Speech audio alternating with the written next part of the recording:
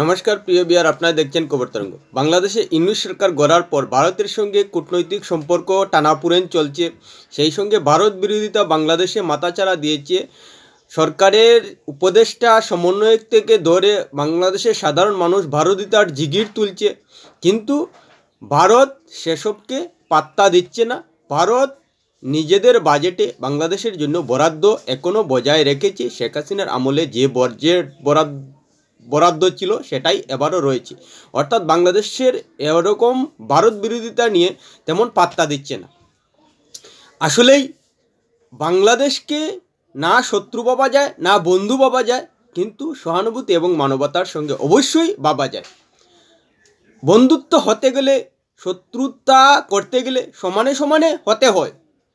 বাংলাদেশের সঙ্গে না শত্রুতার মতো পরিস্থিতি না বন্ধুত্বের মতো পরিস্থিতি, কোনো অবস্থায় সেটা সম্ভব নয়, কিন্তু বাংলাদেশ বুঝতে পারছে না।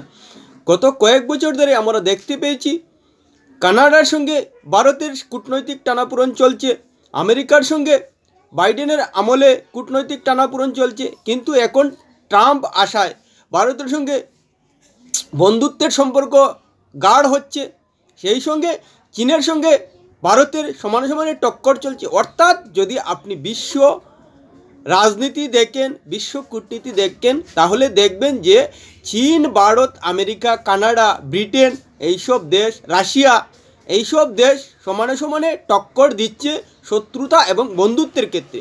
সেখানে বাংলাদেশ আসতেই পারে না। রাশিয়া, আমেরিকা, চীন, কানাডা, ব্রিটেন এইসব দেশের সঙ্গে ভারতের নাম উঠে আসছে, বন্ধুত্বের ক্ষেত্রেই বলুন আর শত্রুতার ক্ষেত্রে বলেন।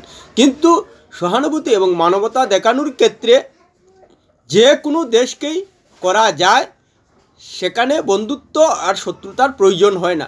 মানবতা এবং সহানুভূতি যে কোনো দেশকেই করা যায়। সেই হিসাবেই ভারত নিজেদের বাজেটে বাংলাদেশের জন্য বরাদ্দ রেখে সহানুভূতি এবং মানবতার নজির স্থাপন করেছে, যেটা আমেরিকা সারা বিশ্বে নিজেদের বাজেটে বরাদ্দ রেখে মানবতা এবং সহানুভূতির সঙ্গে দেখে সেটাই ভারত বাংলাদেশের জন্য করেছে। এতে না বন্ধু ভাবা যায় না শত্রু ভাবা যায়, কিন্তু বাংলাদেশ যে সহানুভূতি এবং মানবতার জন্য দাবি রাখে সেটা ভারত দেখাচ্ছে প্রতিবেশী হিসেবে। সেই সঙ্গে ভারতের কিছু টাকায় যাতে বাংলাদেশের উন্নয়ন হয় এবং উন্নয়নের ধারা বজায় থাকে, সেটাও কিন্তু ভারত মাথায় রাখছে। যতই বাংলাদেশের সরকার পরিবর্তন হয়ে ভারত বয়কটের ডাক আসুক। প্রিয় বিয়ার, ভিডিওটি ভালো লাগলে সাবস্ক্রাইব করবেন, এতে আপনার ক্ষতি হবে না, কিন্তু আমাদের উপকার করে দেবেন। 1 ফেব্রুয়ারি ভারতের অর্থমন্ত্রী নির্মলা সীতারমণ বাজেট পেশ করেছেন। সেই বাজেটে অনেক কথাই রয়েছে, কিন্তু বিদেশ মন্ত্রকের জন্য যে বরাদ্দ হয়েছে টাকা, তাতে উন্নয়নশীল দেশের জন্য বাজেটে টাকা বরাদ্দ রাখা হয়েছে প্রায় 5,000 কোটি টাকার উপর। সেখানে বাংলাদেশও রয়েছে, আর সেই তালিকায় প্রথমে রয়েছে ভুটান, তার জন্য 2,150 কোটি টাকা বরাদ্দ হয়েছে।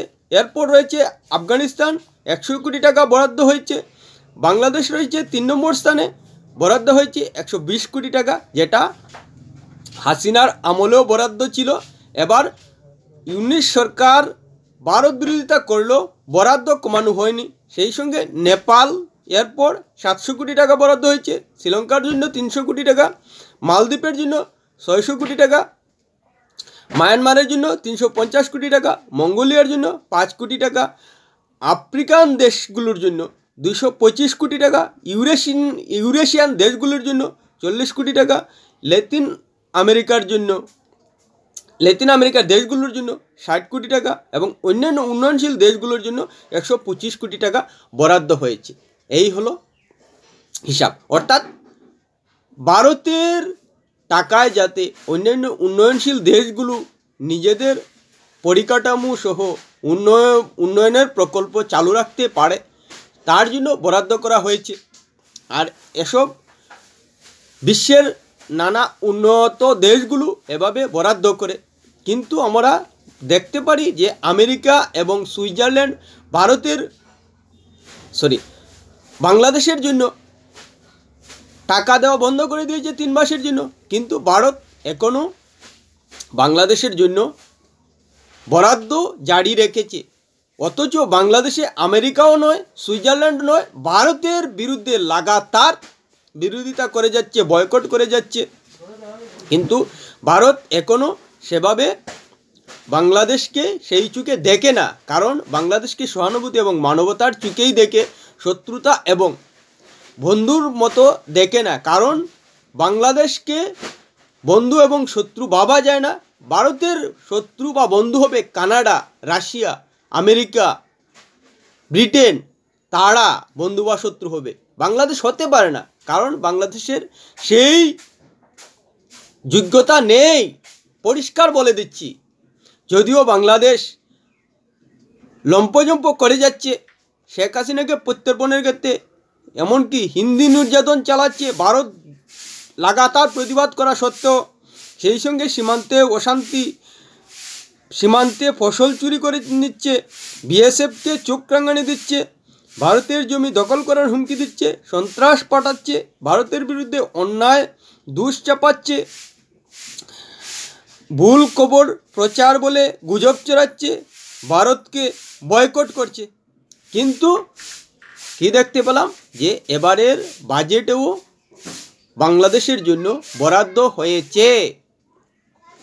মালদ্বীপের সঙ্গে 2023-24 সালে বাজেট 832 কোটি টাকা ছিল।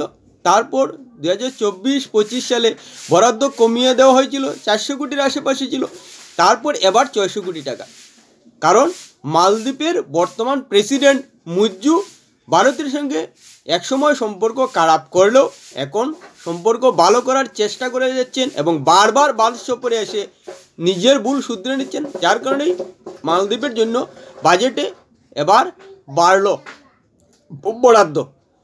কিন্তু বাংলাদেশ যেহেতু প্রতিবেশী এবং একেবারে নিকটবর্তী, তাই বাংলাদেশের সঙ্গে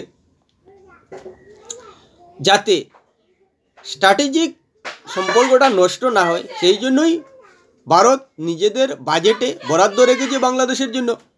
অথচ যেভাবে বাংলাদেশ ভারতের প্রতি বয়কটের ডাক দিয়েছে, বিরোধিতা করে যাচ্ছে, তাতে অবশ্যই বাজেট কমানোর একটা রাস্তা ছিল।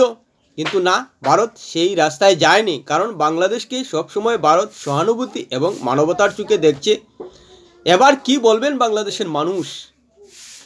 ভারতের অন্যান্য রাজ্যের মতো যেভাবে কেন্দ্রীয় বাজেটে বরাদ্দ হয়, সেভাবেই বাংলাদেশ, নেপাল, ভুটান, মালদ্বীপ, মঙ্গোলিয়া সহ শ্রীলঙ্কা, মায়ানমারের জন্য বাজেট বরাদ্দ হচ্ছে।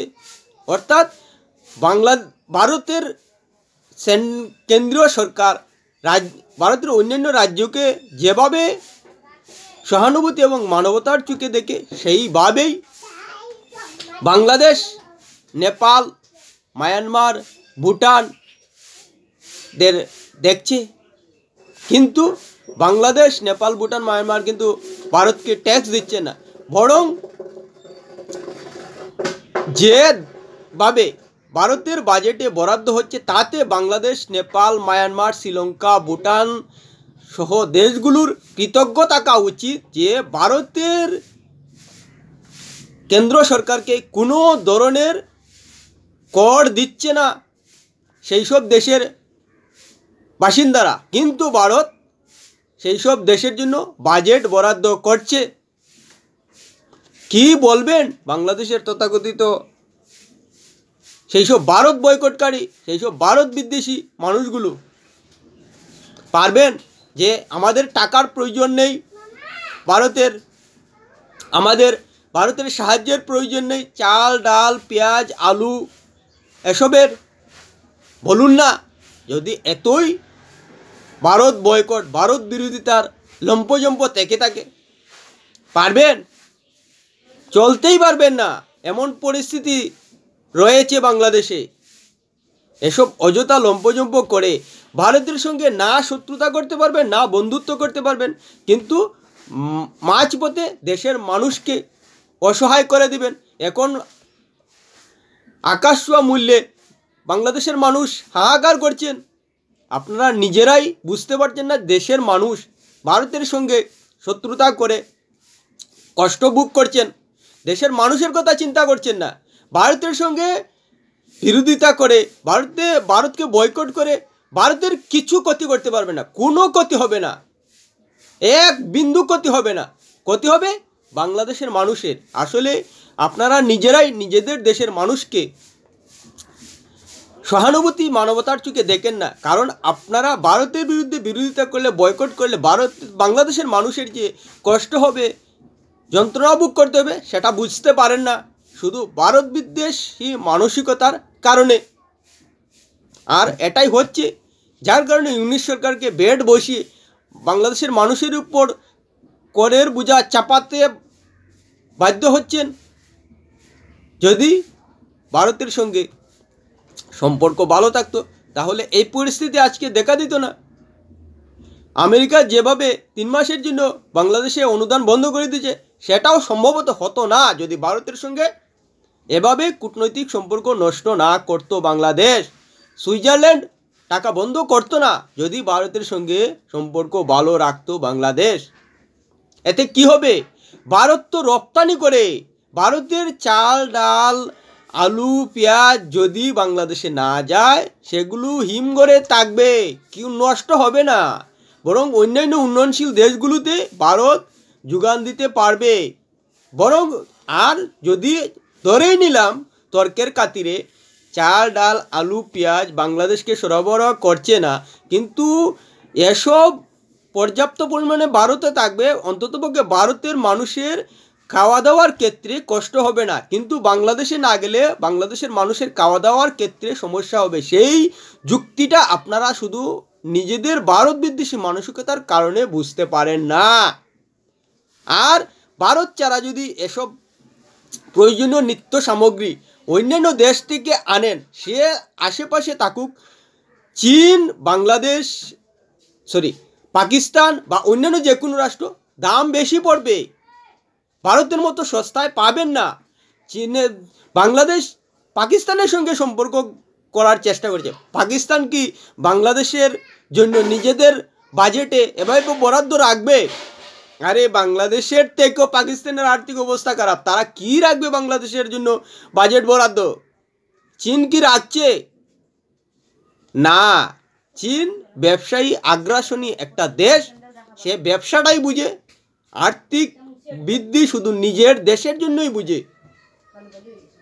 ভারতের মতো সহানুভূতি মানবতার চোখে দেখে না, আমেরিকার মতো সহানুভূতি মানবতার চোখে দেখে না।